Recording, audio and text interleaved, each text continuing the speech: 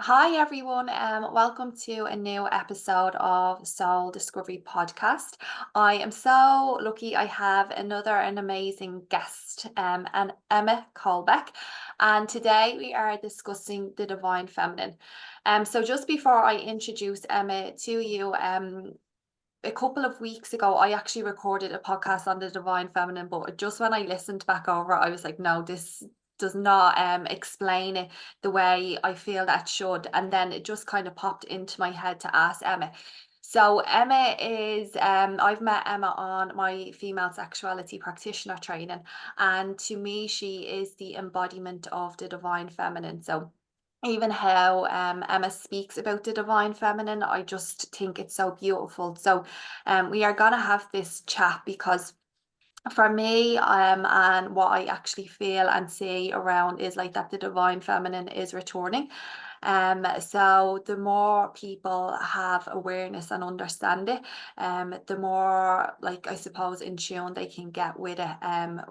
Yeah, more aware of it. So Emma, thank you so much for coming on. Thank you, Dominica. It's such a pleasure to be here, and it's such a pleasure to talk about the divine feminine. I know, I'm so excited. Do you want to just give a little introduction? Introduction. Yeah, of course. Yeah. So I live in Mallorca now. I used to live and work in London, and I was very much in magazines and corporate working. And I made the decision from the heart. I decided that one day I just decided I had never made any decisions from my heart. And when I did that, and when I started following my heart, it led me to Mallorca. It led me to pursue this work full time. So I've been doing lots of different practices and traveling to India for the last 20 years actually. But this was like became a devotion. And it was really through doing the kind of more deeper healing work. And I guess the kind of coaching, but not really coaching, it's like deep healing work and energy work, where I started to see massive transformations in myself. And I would say that one of the biggest transformations that I have kind of discovered in myself is coming from what is a really hyper masculine world. Like we have been in the masculine epoch for a very long time, and we operate in this hyper masculine way. That's how corporate work is. That's how a lot of life is. And so for me, it was a real unraveling of self, which led me to the feminine, which led me to my divine feminine, which is a continuation, I might add. I'm definitely, there's still layers and peeling back to go, but it really led me back to the softness of my feminine.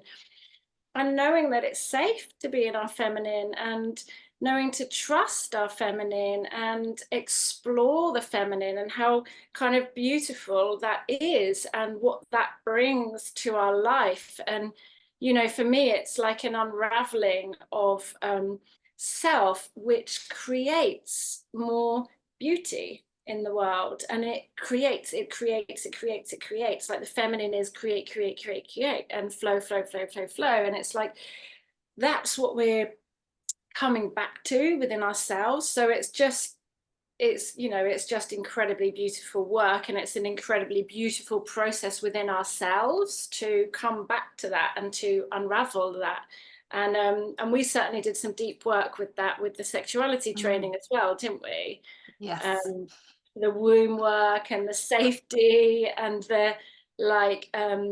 There's quite a lot of confronting in that as well, because Mm, the feminine is a full spectrum. It's a huge range, and there's not the truth of the feminine is like there's not a good and a bad. There's just a a truthfulness of range of expression, and in a way the things that we have in society that represent that are creativity or art. If you think about art, it's something that moves you.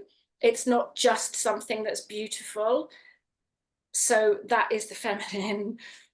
yeah, I love that. So when you were telling me about like I got chilled when you were telling me about like when you said that I realized I never led from my heart, and then when I start tuning into my heart and I let my heart speak, and then obviously that took you on a different path, like that just like my whole body went on chills. That's I love hearing that story, because I love when we get downloads and we listen, and then we haven't got a clue what's gonna happen, but we just listen, and then it's just Yeah, yeah, absolutely. it just what happens is then like just life alters like in this completely transformational way. Yeah, and I think one of the biggest things with that is the coming back to the trust in it, and it takes a lot, but it's your heart. So it's like nothing's more powerful than your heart and listening to your heart. And so when you're really following that, even though so many things around you are like not getting it, or it can feel really uncomfortable, just the mind will create so many things. Why not to move to Mallorca? Why not to do that thing? Why not to do that thing? But when you're so tuned into your heart, you're like, but I know it's a yes. And I would connect to my heart and look at the moon, for example. I mean, these are such simple things, but this is how we always did exist. And this is how we're kind of like, these are our tools, our guidance. I'd look at the moon and be like, should I go to Mallorca? And it was just, yes, you should, and then everything else works out. Everything just aligns in that pathway to do it when you're really in alignment with your heart.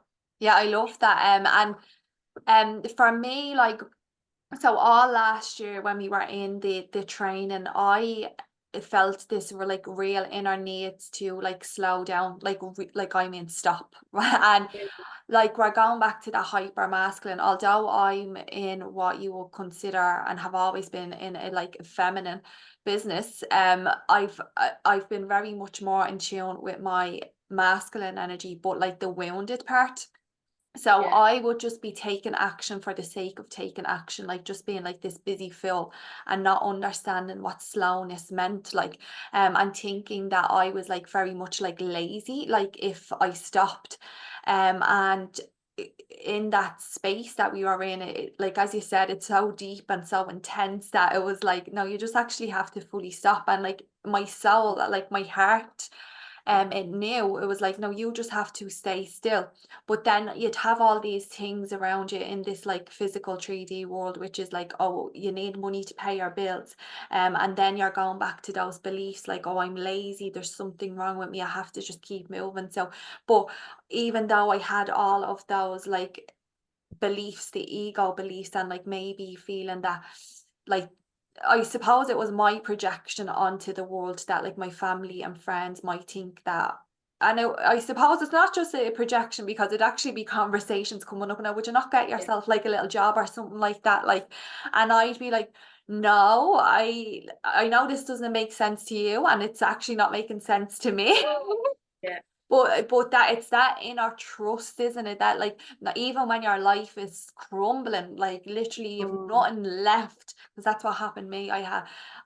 It's like this rebuilding I had to do. I had nothing left, but I understand now why everything had to be stripped away.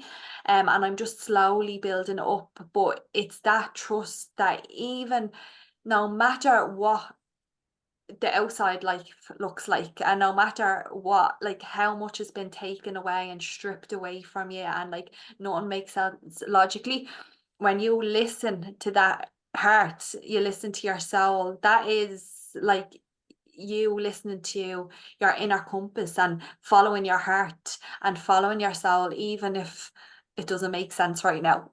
Yeah, exactly. And do you know what? It actually makes me feel really emotional hearing you say that, because I kind of support and guide women through that process too. And I've been through it several times, and it's so intense. It's so intense. And the way it manifests, if you're going to break your own limit, and if you're going to break your own kind of like inner structure and inner conditioning, which a lot of ours is this hyper masculine or even wounded feminine as well, right? If you're going to break down that structure for yourself to drop into something deeper, to drop into something more divine, to drop into something more connected to self, that there's a crumble of all parts of your life, and it manifests literally into your life, you know, and you have to, this like drop back of control is so important, to surrender to that flow, to surrender to that process, to surrender to that trust. But my goodness, it takes so much courage to stay there, to go there, to do it, because everyone around you won't get it. Of course not, because everyone around you's in that slightly old, the structure that you're crumbling. So it's the old way versus the new way, and you've just got to drop so deep into that surrender and allow yourself to go. And yeah, it's big. It's big. I mean, we know, like, it's so unless it gets easier every time you have to do it, because you know it's so worth it, and you recognize the signs as you're going through it. But yeah, it's a lot.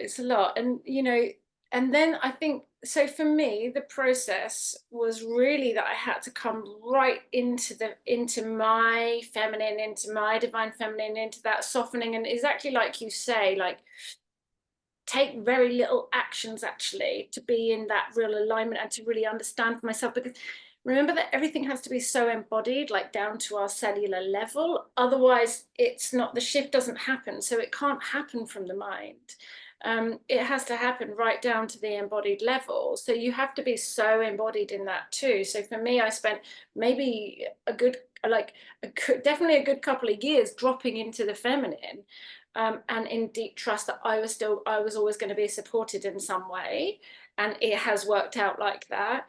And I'm actually now working with a male mentor to bring in the healthy masculine. But I don't think you can do it until you're fully surrendered into the feminine, if you know what I mean, because that process of crumbling, coming out of your hypermasculine, you need to really be anchored into your feminine to be able to bring in that sacred union. Yeah, definitely. Like, and isn't that just when you were talking about crumbling, I just think of the tower card in the tarot, and that's what Yeah. I remember just constantly getting that, and I was like, when is this going to be over? I've had But that. yeah, but isn't it like we think that the tower card is actually like something horrific, but it's actually for our like highest and greatest good. Yeah. Have to No, keep telling yourself that, anyways. yeah, I've definitely gotten now to like the point where I'm like, yay, it's all you know, yeah, that means there's something else so amazing on the other side of that. But of course, the first time you're going, and I remember being in London, and I just signed up to a program which was a big investment for me, and it was a completely new world. So it was like, whoa, opening my eyes up to all this stuff.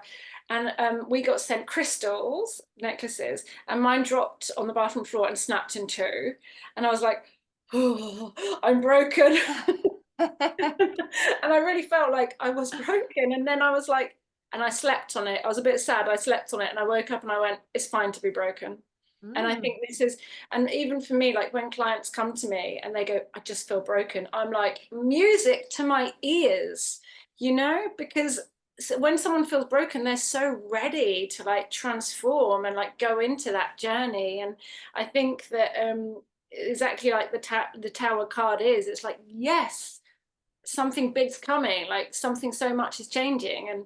And I really honor that kind of courage and fierceness within the feminine, actually, you know, to go do that thing, to drop into the divinity, to drop into the divine feminine, to be able to like really play and express within that too. I think it's incredible, and it's really what we're being called for right now. You know, it's really what needs to come through in the world to like recreate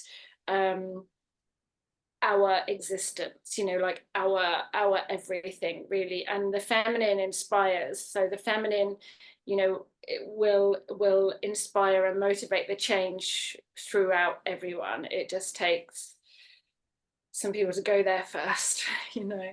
Yeah. And I loved what you said about like you have to be embodied in the feminine for you to like be able to like fully tap into the healthy masculine. And just to clarify, I think when people obviously think of like the divine feminine and there's this uprising, it's like it's not this separation. It's about like this union, isn't it? Mm, Yeah, totally. Yeah, yeah. totally. And it's not even like because I think it can feel triggering to even talk about masculine and feminine in this way because because women have fought so hard for equality and to be honest that's a whole nother podcast Mm, because you know they're like whilst I believe of course men and women are equal and we must remember that men and women have the masculine and the feminine within them but men and women are equal, but also men and women have differences.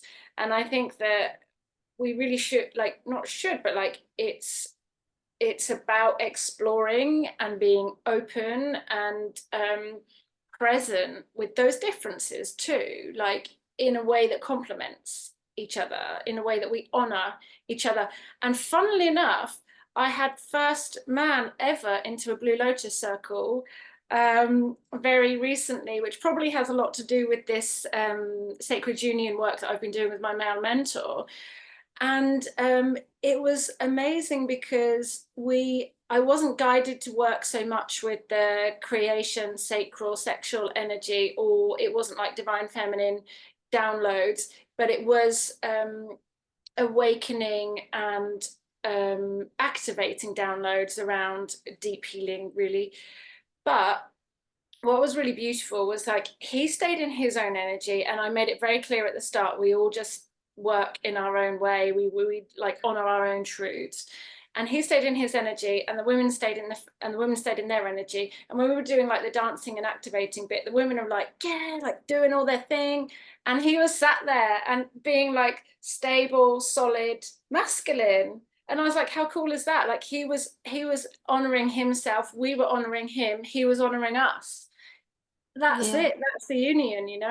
Yeah, that's amazing. And congratulations on having a man in because it's Mm. like it's great to actually see men getting involved, isn't it?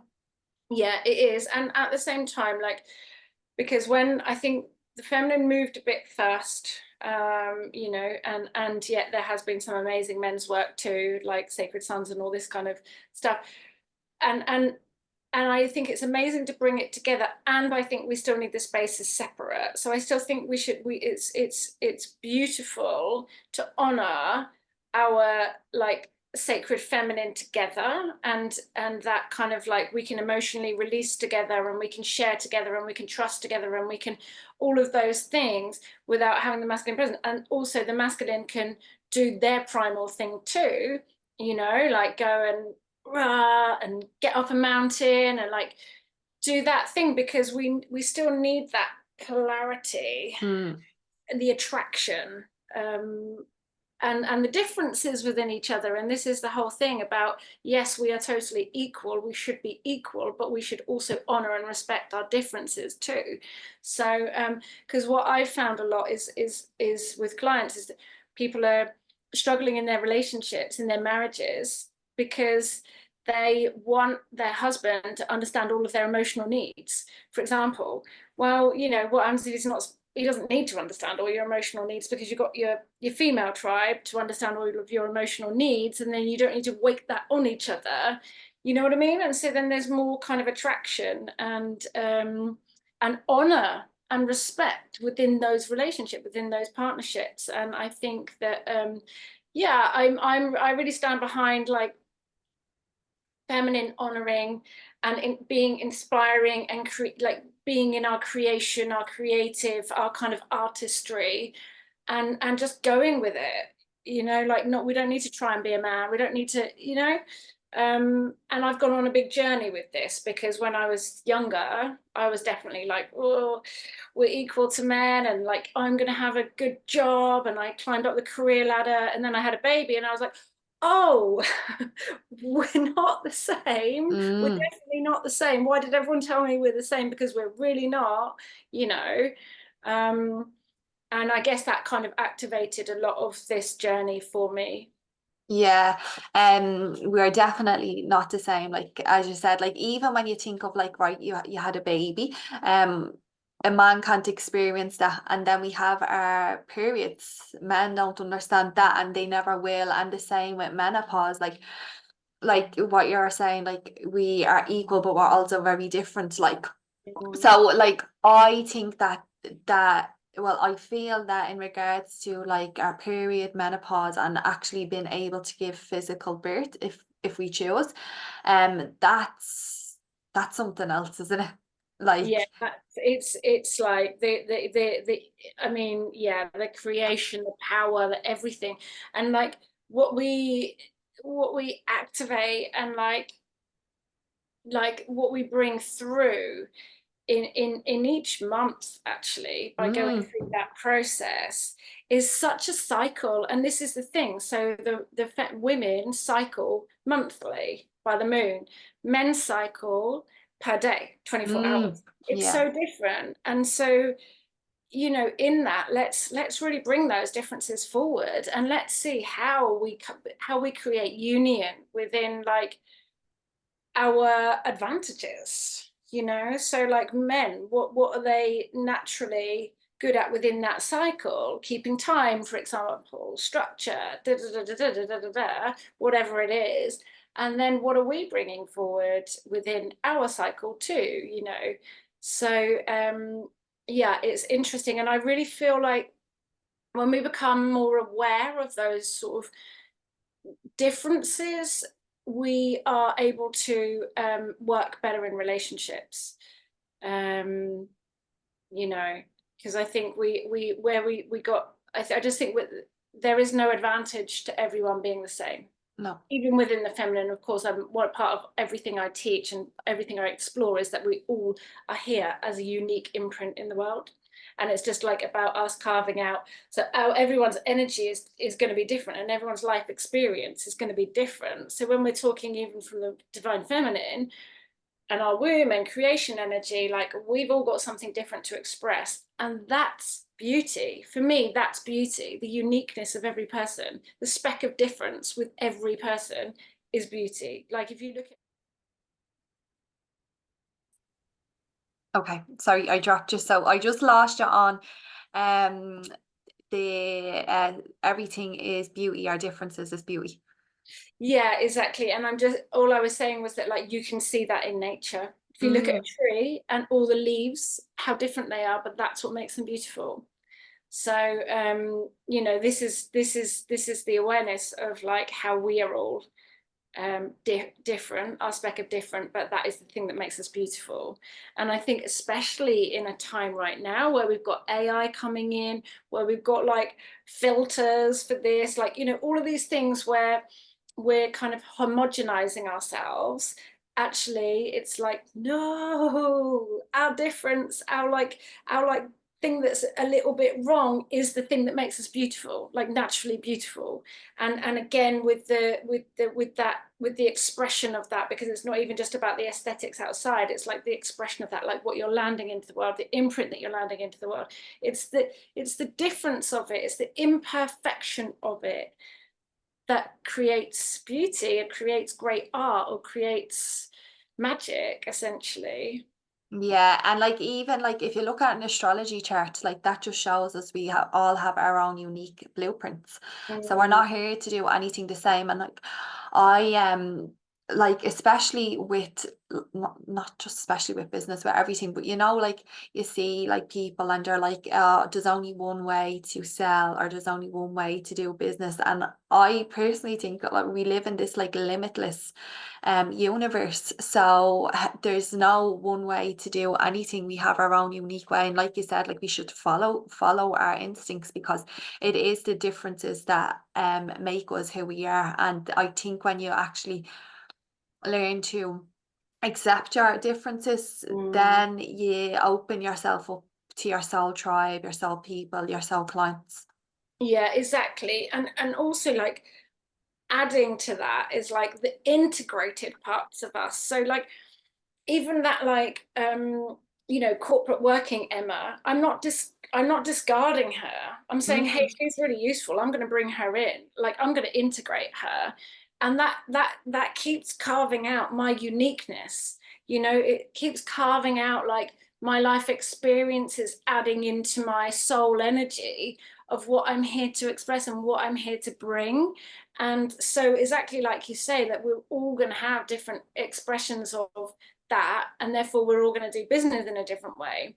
And the more that we can hone in, dropping really, really, really deep in to how we want to bring it forward, is just going to make everything more interesting anyway. But yeah, like, you're going to connect to your kind of dream clients a lot, like a lot easier. You're going to find your friendships, your community, your soul union, like all of those things a lot easier the deeper you're into your own integrity and authenticity.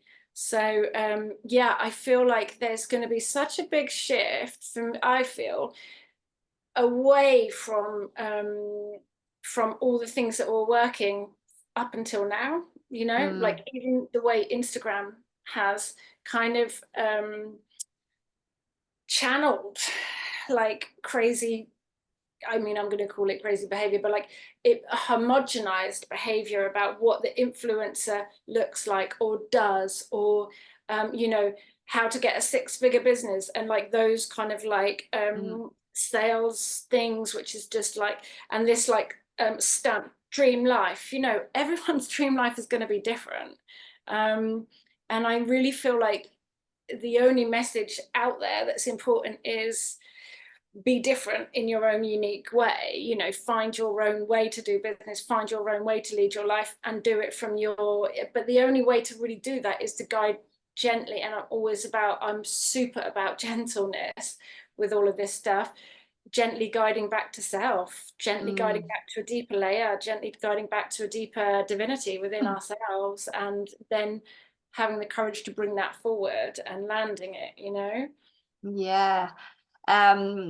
So two things I kind of want to ask you about. The first, I will speak about like female sexuality. So how have you found, like, so you have said that like over the past 20 years you've been going like inwards and like really connecting to your divine feminine, and like obviously each time you go deeper and deeper. In regards to the course, the female sexuality course, like I know how deep that is, but how did you find that that has helped you connect more to your divine feminine and your clients? Yeah, I mean, the thing is, the divine feminine is all from the womb. It's all from the sexual energy, like the sex. So when I first started doing this work in India, I was initiated in a temple in India for Reiki. So I understood life force energy back then, and I already knew that I could read and feel energy very much more than maybe the average person. I always just thought everyone I wasn't it, and the more and more I'm doing it, the more and more I understand that it's actually part of my gifts rather than it being a standard thing. I didn't even like using the word spiritual because I just thought it was normal, you know. And now I understand that we have to call it that because it's different to common understanding or common awareness, right? But anyway, it's all of like Reiki is all about life force energy. So it's about our core energy, and that comes from the womb, really. That comes from our root, but really, really, really the womb. And that's the sacral energy, that's the sexual energy, that's the creation energy. So we must be connected with that. You know, we have to, especially as women, like, I mean, men too, but like, we have to be deeply connected to that. And anywhere that we've got any wounding or any trauma or any shame or anything within the womb, we are not able to access our sexual creation, life force energy in its full form. Is the core. It's the core of our flow, our energetic flow throughout the body, and it activates all parts of us. So it's definitely the creativity it activates, and with it comes like this intelligence and knowing and trust within ourselves. And nearly all of the women that I work with, because I can sense into the definitely the chakra system. Most women had blocked womb areas. And I was like, gosh, that's really weird. And then I realized that it's because of all the things we learned in the training about the shame. So it's the psyche stuff, it's all the stuff in the subconscious that's been passed down through our ancestral line. Like, women have not been treated well with their sexuality, really ever. Like, we're in a shift right now, but really ever. And the book The Body Keeps a Score, where the mice 6 generations down still had the shock trauma. So look at what we're carrying, because women just haven't been treated very well with their sexuality and their sacral area. So it's just like there's a lot of kind of healing work and awareness work to be done around the womb, because it's literally our life force energy. So any kind of like block or stuckness or heaviness around that area, or shame or anything, is just against our own vitality, against our own radiance, against our own creativity. Everything is, it's the root of everything.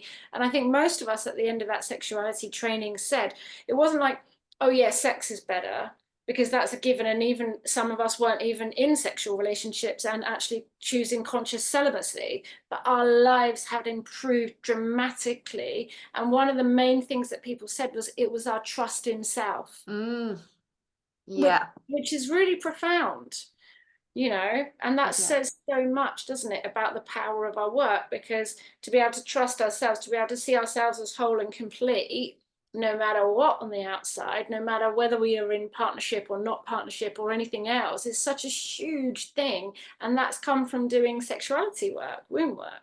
Yeah, 100%. And I think like for me as well, like doing the work, it made me like realize that that there is a goddess that exists within me, and that I'm worthy. Now I'm still working through a lot of like, confidence stuff, but like in the last couple of weeks I've had lots of personal things like happen me, which it was, I feel the universe was showing me like, oh, you're not being valued, you're not being seen, this doesn't make you feel worthy. So I had to create boundaries, and I had to say, actually, I'm not into this anymore. So like cut that off, because I remembered like there might have been like for like 5 minutes like feeling bad and like second guessing myself, but then I was like, no, I'm actually a goddess.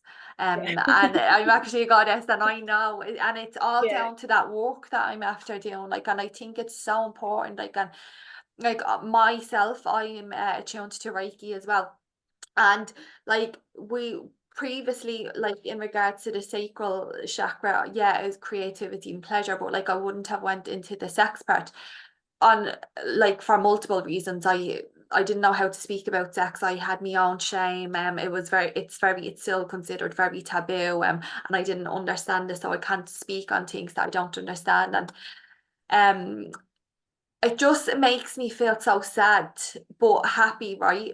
Two things, like so sad that like women don't understand and aren't connected to this part of themselves, because when I started to train, and I was like, oh my God, like this is my body and this is like a part of me, and I feel so sad that I have disconnected from that. But it was due to lots of things, belief experiences, then like society. And then on the other end, I'm like happy because there's so many more women stepping into this work. And the more, like we said, for me, sexuality is the divine feminine, like. And the more people that speak about this, it normalizes it instead of like having that shame. And then the more we speak on it, like we're educating people, which education to me is very, very important. Like, and then so you're normalizing it, you're educating people, and then I feel that like more people will open up to it, and then it just becomes a bit more normalized. And that is my hope and my wish for this work. Like, Yeah, and adding to that, when I speak to clients a lot, they are really surprised by it not being a service to a man. Like, I'm like, yeah, and I think for most of my life, I was actually like deep down afraid of sex, like I mm, had fear of it, mm, because I was so loaded with all of the stories and what it meant, and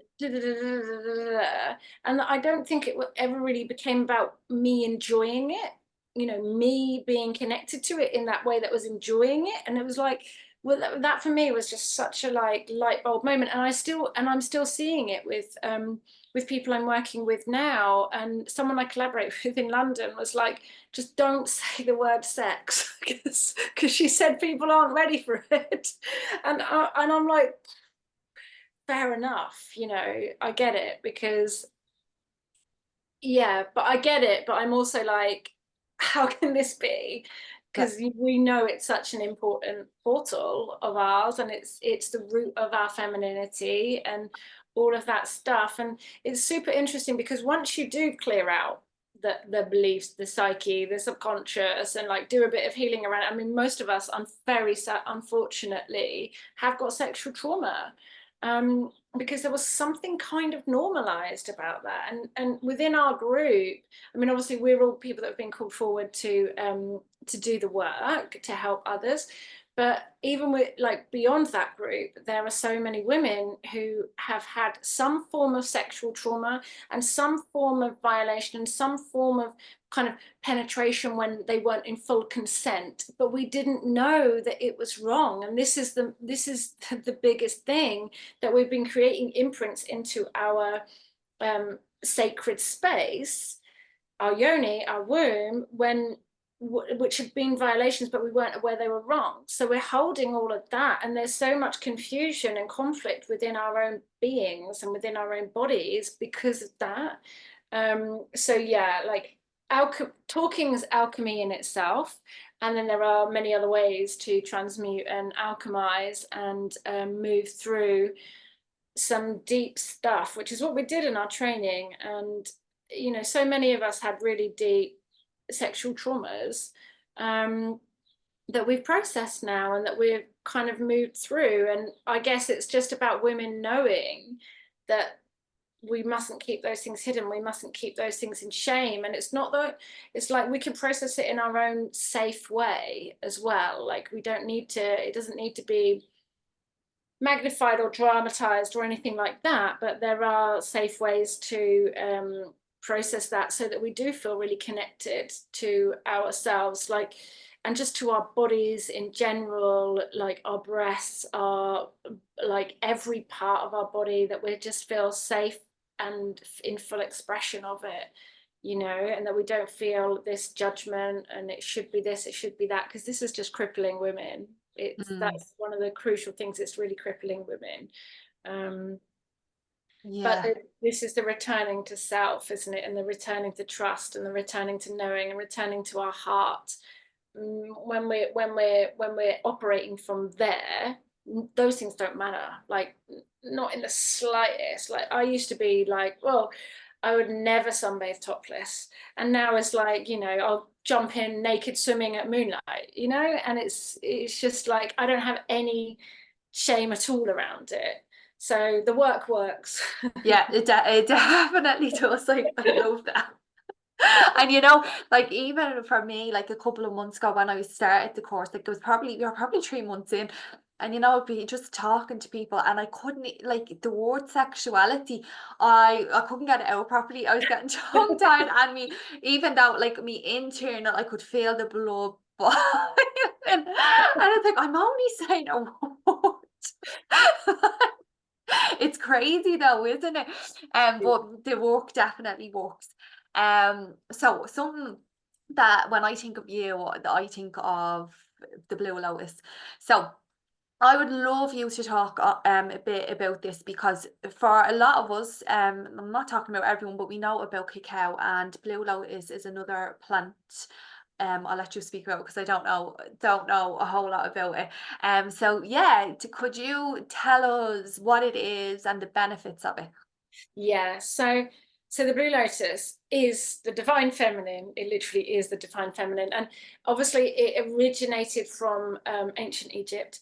And so in all of the temples in Egypt, everything is like birthed through the Blue Lotus. So it's seen as a portal to the higher realms, and like literally, there, you know, there are pictures of the sun coming through the Blue Lotus. It's revered as like one of the most powerful flowers of all time. And it's now we understand it because they've done so many tests on it. They've actually taken like mummies from the temples in Egypt and taken the substances which were Blue Lotus, which were in the blood or like within the hair or something like this, and they tested it against the Blue Lotus that exists now, because not much of it grows in Egypt anymore, so it grows in Sri Lanka. So the ones that I buy dried are from Sri Lanka, and it's got exactly the same properties, which is pretty amazing, that over these thousands of years it's still got the same properties that it had in ancient Egypt.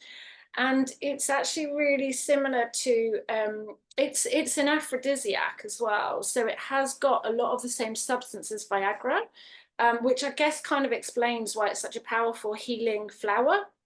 And obviously when I'm using it in ceremony, we're not using it in a sexual way, but we're using it as a kind of, and what I've experienced is that it dissolves layers. So we'll go through a process. Obviously the way that I hold space is to guide people around new insights and new awarenesses, so dissolving some of those layers, dissolving some of that conditioning that we're always talking about with this work. And it enables that process. So it's just got a very strong healing power.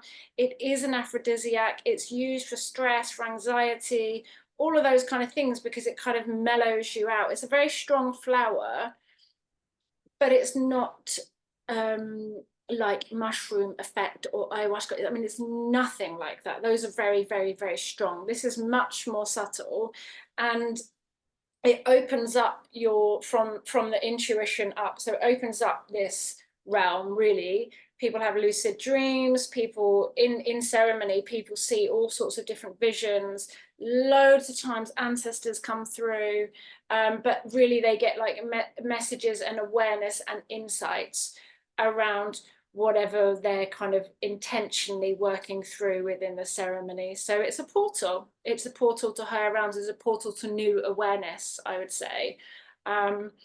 And yeah, and it should really be honored and respected. Like I take it less and less now. Like even when I'm holding ceremony, sometimes I don't drink it, because I'm so familiar with the energy of it anyway. And even I often get people just to hold the flower and tune into the flower, and it's kind of a bit like you can feel the energies of, it's like she's got a real playful, jumpy energy, but she is the divine feminine, and she will bring you right back to yours. And it isn't like the journey right back to yours isn't always like easy, but it's a beautiful way to connect back. Yeah, I actually I was thinking about this last night because obviously I knew you were coming on today. When I was in Bali like a year and a half ago or whatever, I went to Blue Lotus ceremony. Now it's the only thing I planned out the trip. But I was like, no, I want to go to this ceremony. I knew that it was like from ancient Egypt. I have like this strong connection to like Isis.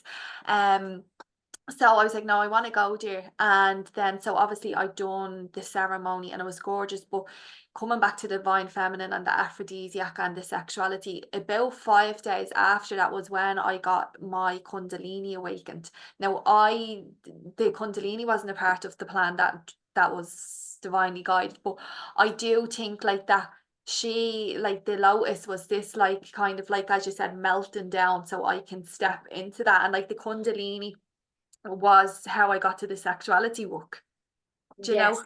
So Yeah. I think it's all like connected. Um Yeah. so yeah, that's really fascinating. Um and like Emma, just tell us, like, is there anything else that you would like to share with anybody listening here? No, just to add to your what you were just saying then about the Blue Lotus is it carries on working afterwards, definitely. So like we're always saying, so we're opening up new paths, we're opening up new doorways, and that opening up happens, and then it keeps things unravel throughout however long period afterwards. So really the only thing I want to say to people is that, like, even if it feels hard or it feels uncomfortable to come and do this work, like it's the most beautiful and it's the most divine thing, and it's only about finding the right people to connect with, that you feel safe with, that you trust with, that you like, you know, that you can feel held into these spaces with.